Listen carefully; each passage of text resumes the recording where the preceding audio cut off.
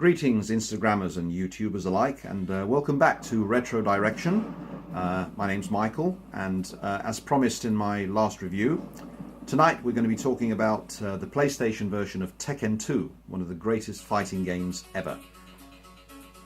Now we're going to skip the intro. I could play that time and time again. It's that brilliant, even to this very day. Now, first of all, we're going to jump straight into how good this game actually is. Now we're going to go into practice mode. First of all, compared to the first Tekken, it's got all the characters and a couple of new ones before the sub-bosses, of course. You've got Jun Kazama, who practices Aikido. She's very graceful in her movements. And you've got Lei Wulong, who is kind of like Jackie Chan. So we're going to choose those two just to show off some of the game's graphics.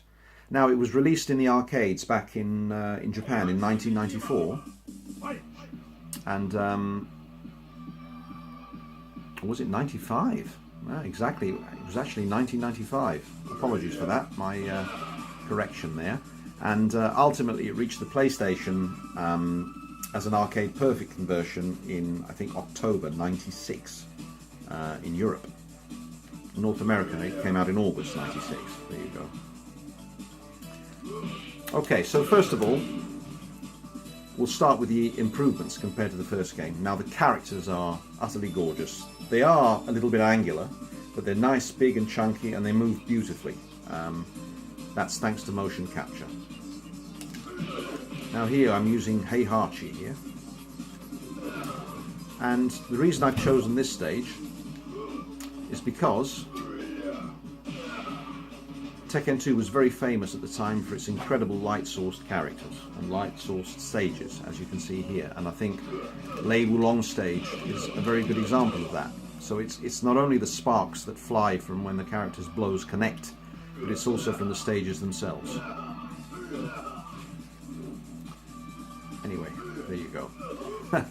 Now, first of all, let's say roster of characters. Now, once you unlock all of your sub-bosses, you've got a staggering amount of fighters to choose from. You've got 25, and with those you've got 25 backgrounds as well. And one thing of note, which is really worth sort of talking about here, is every single character has his or her own CGI ending movie, which is, you know, when you watch them, they're just utterly amazing. They're all stories in themselves, and it follows the character's story, why they're fighting in the tournament, and what they're all about. So they're really worth watching and savouring.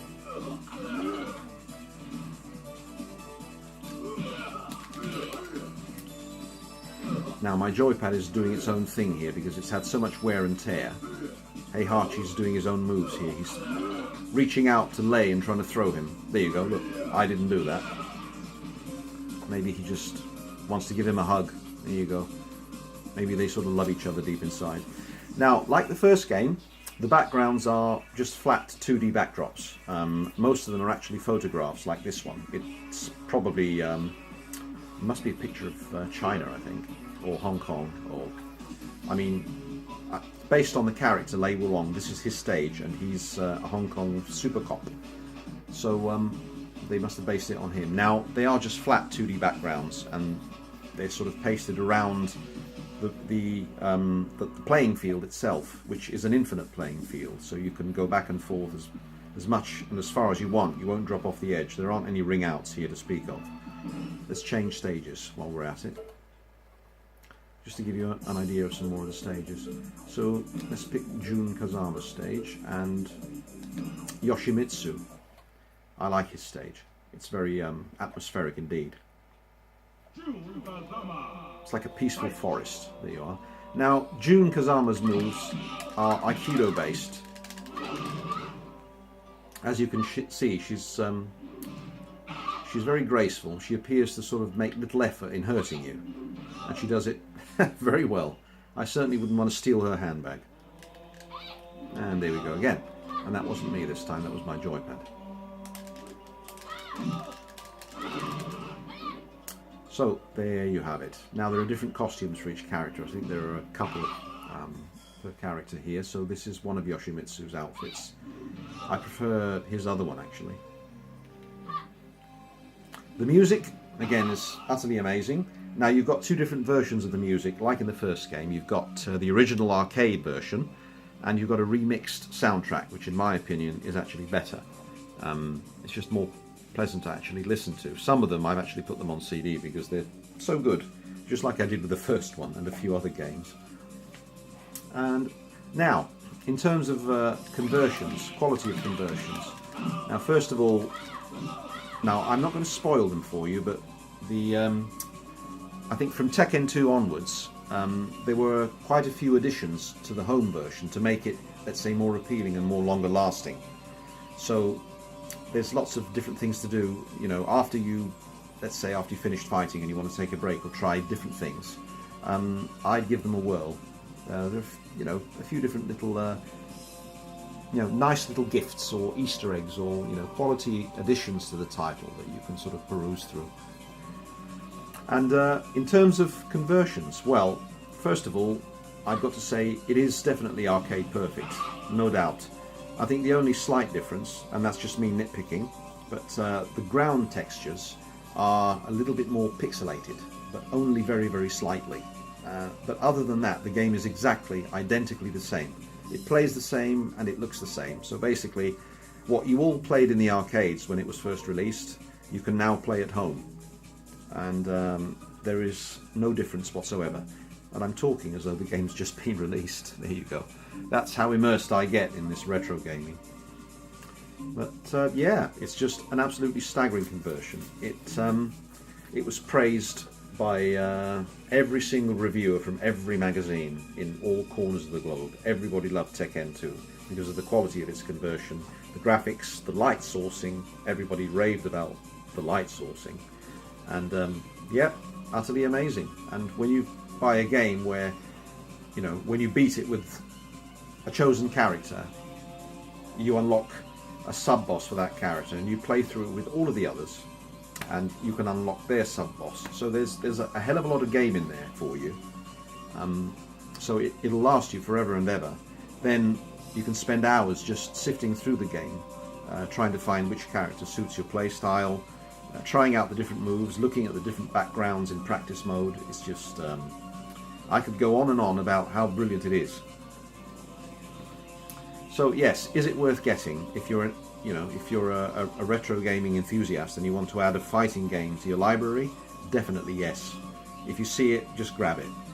Now, again, like I always say, for the purposes of the video, this version I'm playing is the US version because it moves at the correct speed. It's the same as the arcade. The PAL version is a little bit bordered and it's slow. Unfortunately, that's the only problem we had back in the day with these arcade conversions. The PAL versions were always a bit lacking. They weren't always optimized, and it was a shame that the Tekken games really didn't have a little bit more care put into them for a decent PAL release. But nevertheless, once you play it and you keep on playing it, you do get used to it, and you've still got a cracking game in your hands to play at home. Now, the question that was asked of me back then, and people still ask me to this very day, from retro gamers and, well, just fighting game fans alike. They still ask me, and I don't know why, but they seem to think I'm some kind of gaming guru, which I really don't believe I am. I just love retro games. It's probably because I'm an older guy. But, okay, now, that resounding question. Which is better, Tekken 2 or Virtua Fighter 2? Well, having played both games more than extensively, I mean, I've played them both till they've come out of their own ears, basically. I can... I really shouldn't say this, but PlayStation fanboys are actually going to hate me for this. Right, Virtua Fighter 2 is the better of the two fighting games. The reasons for that are, first of all, it's more deep. Yeah, there's a hell of a lot of depth in Virtua Fighter. It's got less characters. It's got, half of what's on offer here. Less so, in fact. It's got, I think, 11 characters. But it's got more than 2,000 moves. And each character handles completely differently because each one has his or her own different fighting style, reproduced accurately from real life. So, now, a lot of people will say it's the same with Tekken 2. It's not quite.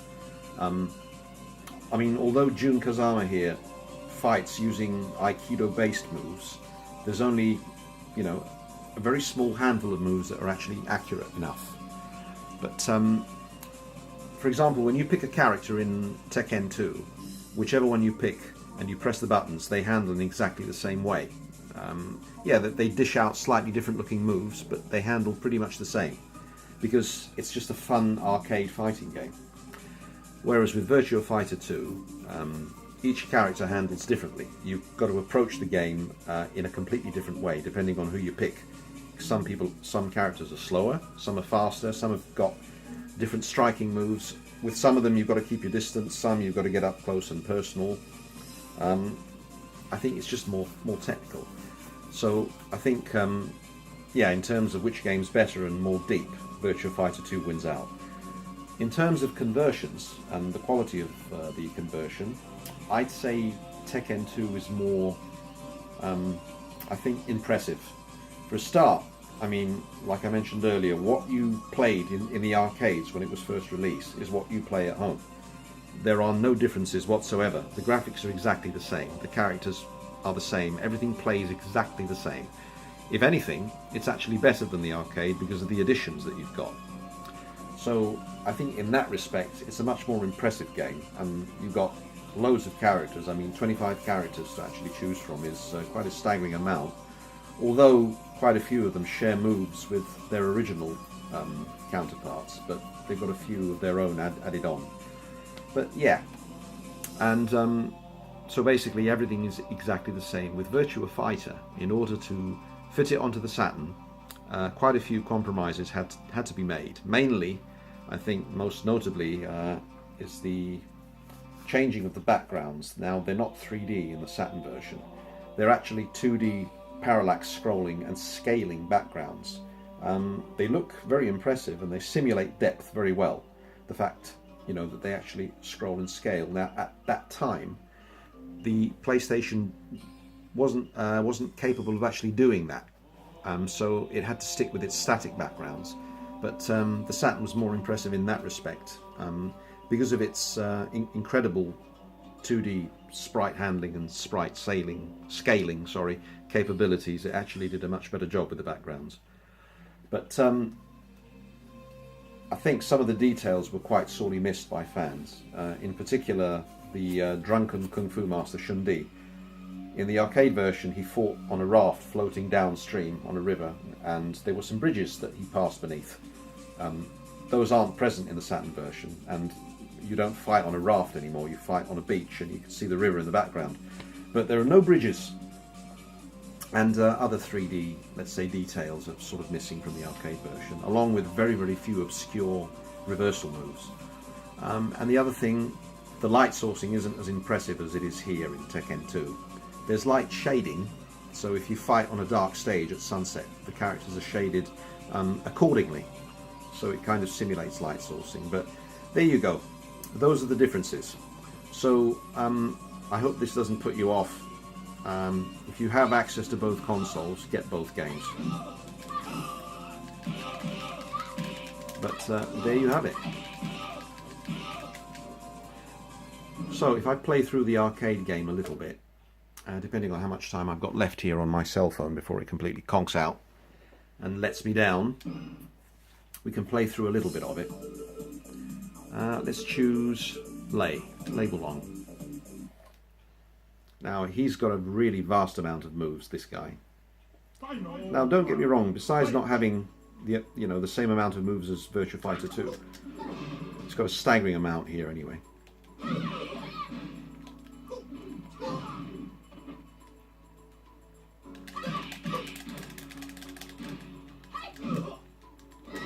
There you go. And as you can see, the backgrounds are actually quite pleasant anyway. They're very diverse, depending on the character you choose. Yeah, King's background's actually quite nice as well. He fights in a church. And of course, here's the light sourcing used to very good effect here.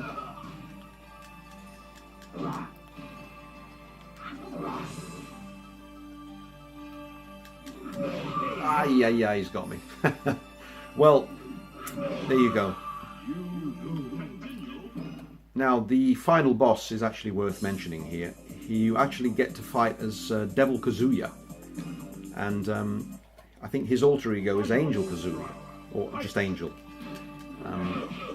And they've each got their own sort of very atmospheric dark stage with a screen in the background that shows what the fighters are actually doing. So that's the only spoiler, which I will give you. The rest, you're going to have to invest in this game.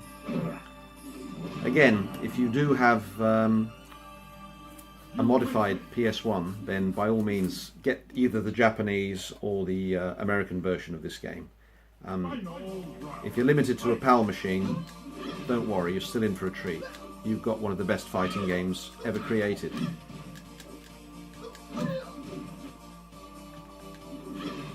And there you have it. Well, anyway, I hope you've enjoyed this video. And I welcome all comments and opinions and criticisms, or anybody who wants to come back and say, how dare you say that Virtua Fighter 2 is better than Tekken? I've had that in the past, trust me. I still get it today. But anyway, I hope to see you again soon. And now I know I said I wasn't going to announce what games I was going to review next, but I am going to give you this surprise away. Next, I'm going to review a fantastic fighting game that was released in Japan only, and it's utterly brilliant, both graphically and gameplay. It's called Critical Blow. So stay tuned for that one, because it's really worth looking out for. Anyway, take care of yourselves, and I hope to see you all soon, and hope you'll enjoy my forthcoming videos. And you know where you stand with retro. Ciao, ciao.